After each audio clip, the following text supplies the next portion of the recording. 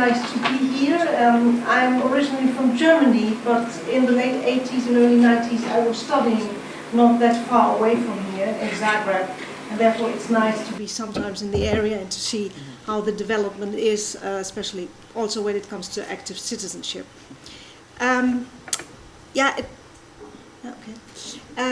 Well, when we were asked to provide you with an example, what we see as a successful project of ours, I'm working for a center which is stimulating active citizenship and citizen participation. And I took an example, our Women's Ambassadors Network, but it's really only an example for a certain methods. So you could use, instead of women, it could be every other group of society you want to participate more. So it can be youngsters, it can be migrants or ethnic minorities or something like that.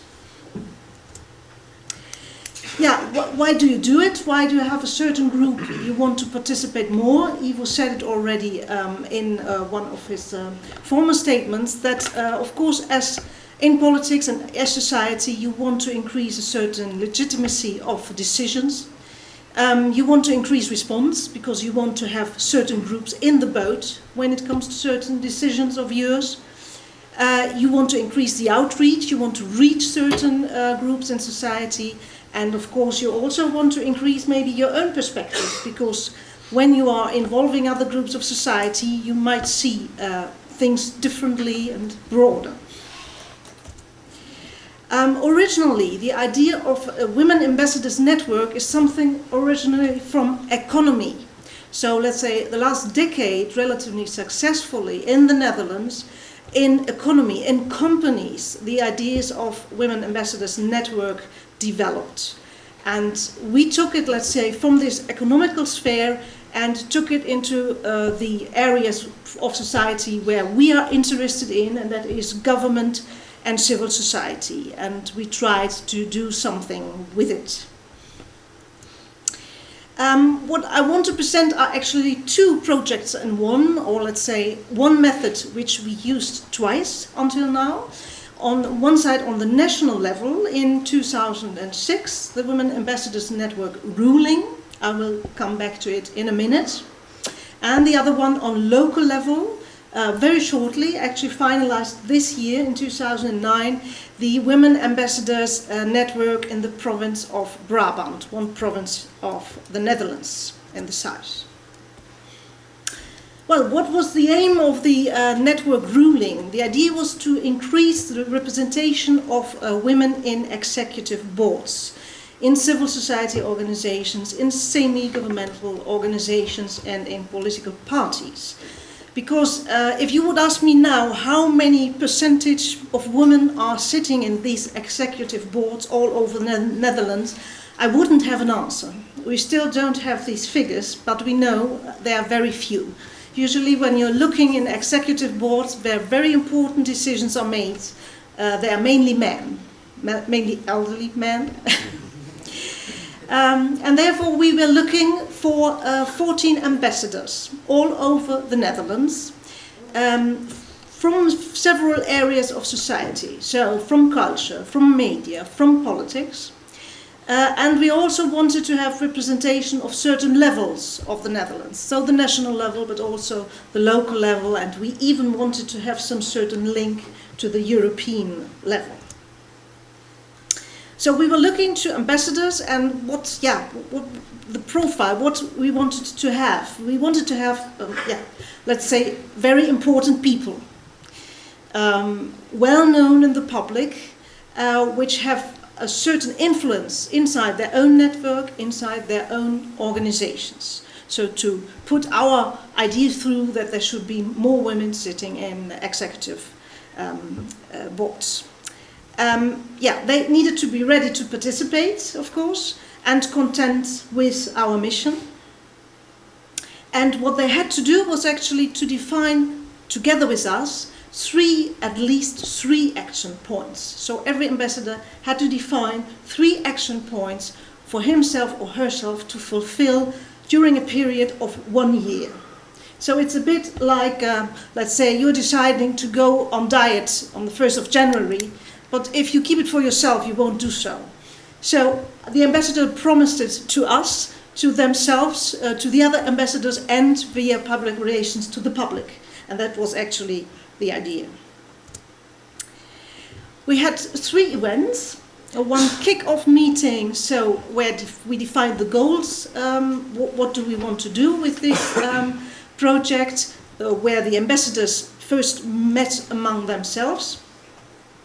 A follow-up meeting where we thought, how far have we come with our ideas, how far did the ambassadors come with their definition, their goals, and the final event, which was, let's say, a very big event in comparison with the first two. The first two were meetings, the ambassadors among themselves, and the last event, a big conference where we involved not more interested people, women, where the ambassadors had the opportunity to invite people of their networks and so on.